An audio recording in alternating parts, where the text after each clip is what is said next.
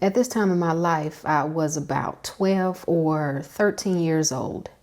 And when I look at this picture, the words that come to mind are lost, confused, and identity crisis. I grew up without my father in my life, and I didn't at that time understand the impact that his absence would have on me. It wasn't until I became older and I really started getting a relationship with the Most High that I realized, the void that his absence created in me. When I was growing up, I was called a tomboy. Baggy clothes and, the braids to the back. And it was never a thing where, I went around, claiming this label and that label. It was an internal struggle that I had. But I think pretty much everyone knew because of the physical manifestation of what was going on with me spiritually. So this picture really brings me back to a place where I was searching.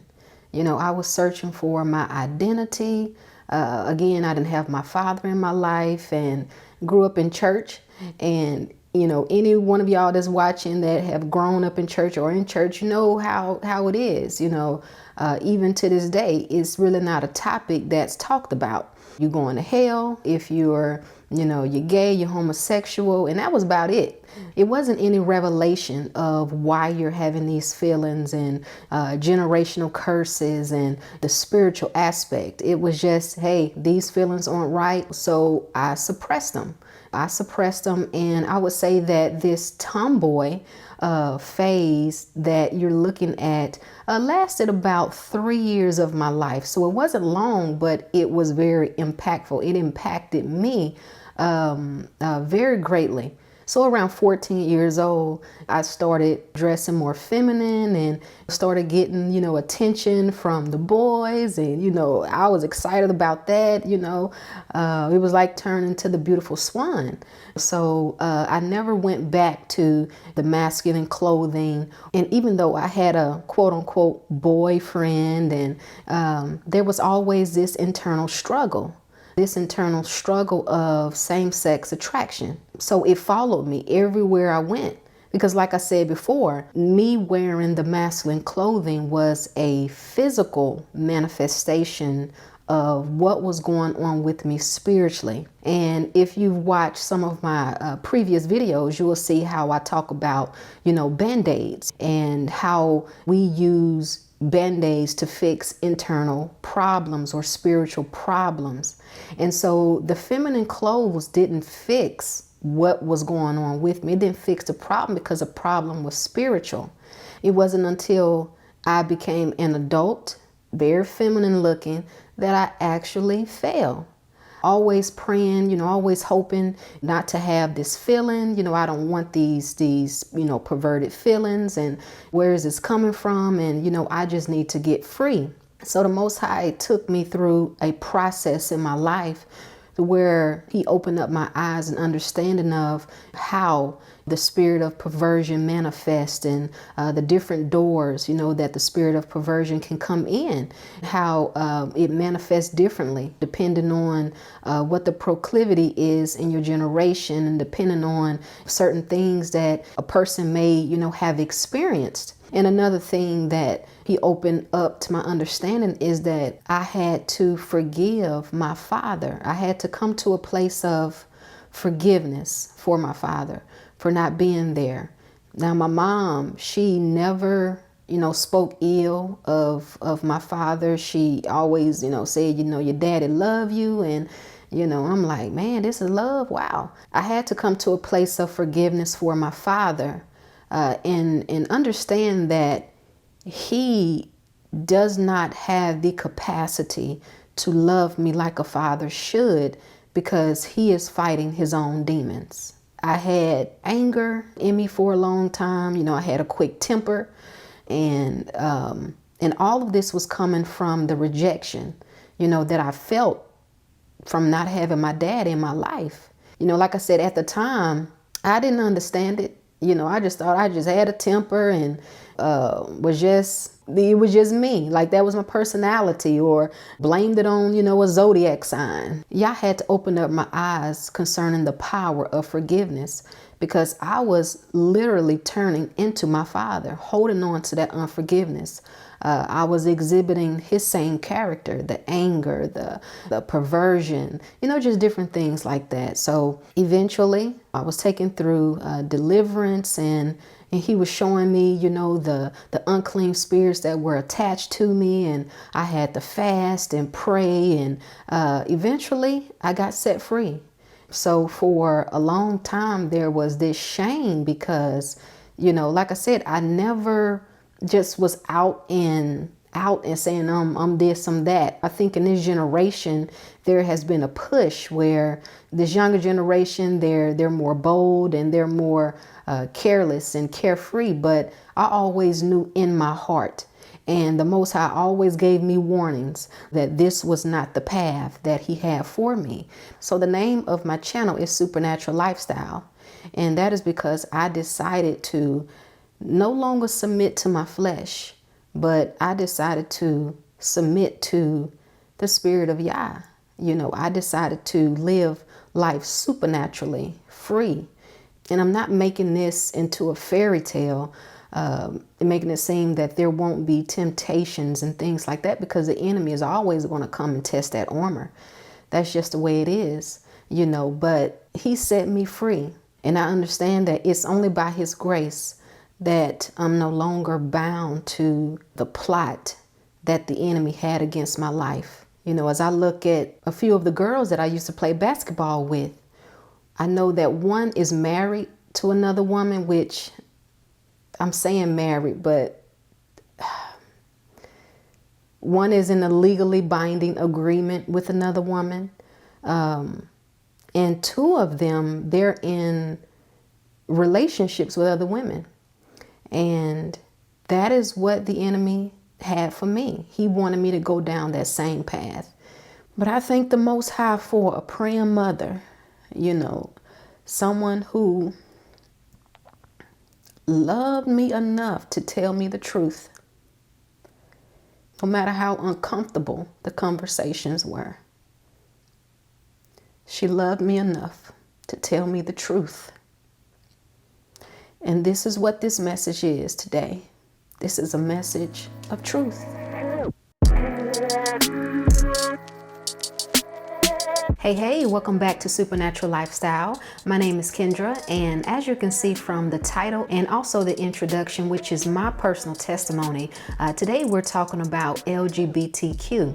So we are continuing the Are You For Sale series, and this is part 6. So let's go ahead and jump right into it. I want to start off talking about identity, because this LGBTQ movement, this deception is an assault, it's an attack on the Most High's image. People are embracing many identities that are built on lies. They're allowing society to give them a label. See, this is the danger of not knowing who you are, because when you don't know who you are, the enemy will give you an identity. The demonic belief system of the LGBTQ is built on lies. One of the things that they say often is love is love. That's a lie, because Yah is love, and you don't know love unless you know Yah. And then another lie is that they're living their truth. But the truth is, this rebellious and easily offended generation can't handle the truth. They don't have a truth. Our Messiah, Yahshua, is the way, the truth, and the life. It is only by the leading of the set-apart spirit that we can be led into truth and understanding, because we don't have a truth. The truth is that many people are under the influence of a demonic identity. The truth is that we are in spiritual warfare, and that there are demons that are in operation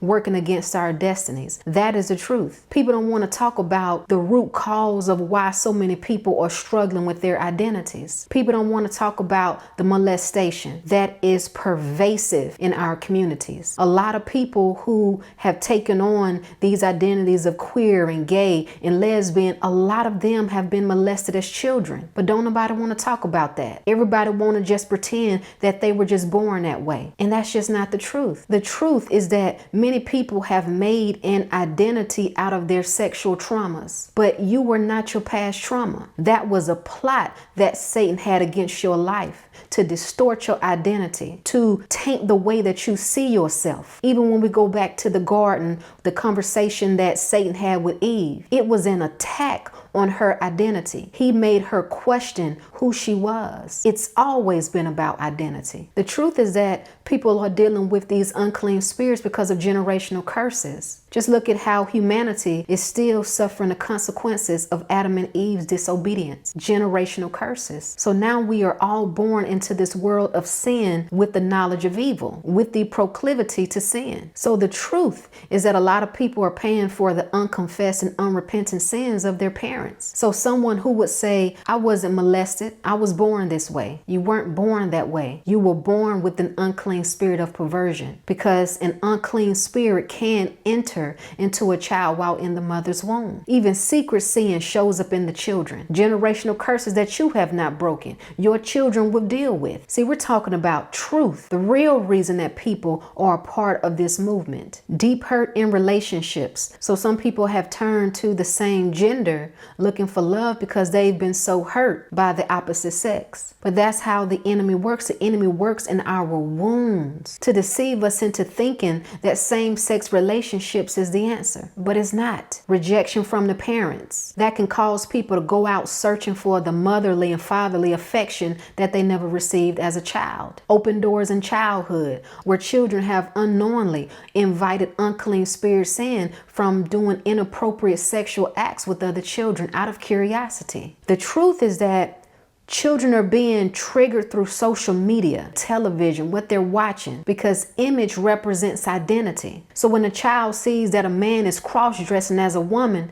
that plants a seed in that child's mind. All of the LGBTQ pride symbolisms that's in the cartoons and the movies, the video games, all that is intentional. All of that is by design. It's to plant seeds and to distort the belief system of a child, to where that child is now growing up feeling like they were born that way. They don't know where these feelings are coming from, or for them to think that they were born in the wrong body. There is a plot against the image of Yah, because we were made in his image and in his likeness, and Satan hates Yah's image. Homosexuality is the worship of demons. For instance, if we just look at the word pansexual, the god Pan, who was known for sexual deviancy. And then you have Peter Pan, the Pied Piper. It's all orchestrated. You have the they pronoun, them and us. But that is because the demons want to be accounted for. That's all that is. Homosexuality is the worship of demons.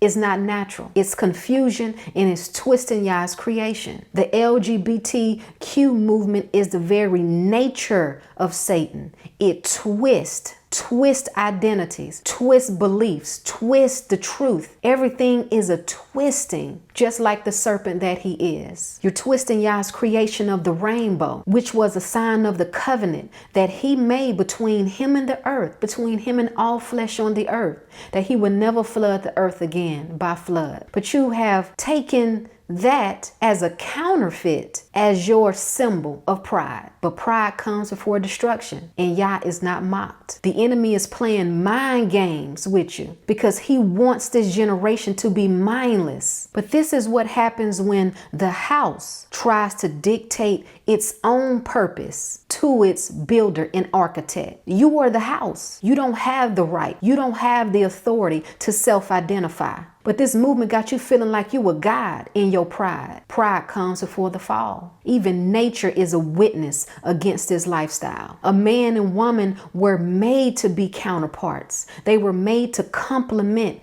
each other and fit perfectly. That's why man has no entrance. The woman was built and fashioned to receive. This lifestyle goes against nature. Ezekiel 3:18 says, when I say to the wicked, you shall surely die, and you give him no warning, nor speak to warn the wicked from his wicked way to save his life, that same wicked man shall die in his iniquity, but his blood I will require at your hand. So-called believers have been compromised, working as double agents, and have silenced their voices, especially concerning homosexuality. But real love is telling the truth in love to save souls. That's what real love is. It's not supporting sin. It's not going along to get along. That's not love. That's compromise. Compromising is like making backhanded deals with the devil. Our Messiah Yahshua never compromised. He took a whip of course and drove everybody out of the temple. Didn't he overturn the tables? So was that love? Well, according to you, it wasn't love, but it was love. It was tough love. And that is what this generation is missing. Everybody is worried about offending. Everybody's worried about, not being liked or being canceled. So the truth is being suppressed. But if the Most High has given you a commission to speak out and you are not speaking truth, you will be held accountable. And it is the parents' responsibility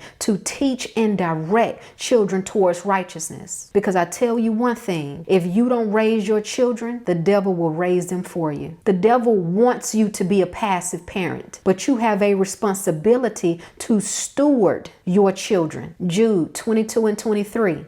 And show compassion towards some who are doubting, but others saved with fear, snatching them out of the fire, hating even the garment defiled by the flesh. We have to understand that it's not about us. There are too many people that have embraced an identity out of this LGBTQ deception based on their past trauma, based on what society has told them that they are. And if that is you, I need you to understand that your past trauma don't define you. What people say about you don't define you. Society does not define you. You were defined when you were created in the Most High's image. You were created in the image of love and righteousness and set apartness. That's the image you were created in. You were not created in the image of confusion, of torment, of pride, of rebellion, of perversion. You were not created in that image. Repent and give your life to the Master Yahshua. That's why he died. He died so we can live. So why do you choose death? All that sex will never fulfill you. The gender reassignment surgeries will never fulfill you. You will still feel empty, still feel lost and confused. Stop wearing the Band-Aid and get your healing. If he can do it for me, he can do it for you. All things are possible to the one who believes. You are not too far gone. It doesn't matter what you've changed on your physical appearance.